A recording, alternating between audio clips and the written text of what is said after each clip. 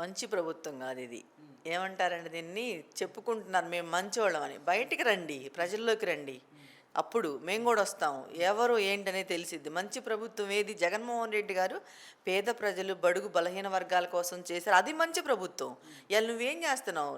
నీ చుట్టూ ఉన్న 10 మందిని బాగు చేసావు కానీ ప్రజలకి ఏం చేసావు?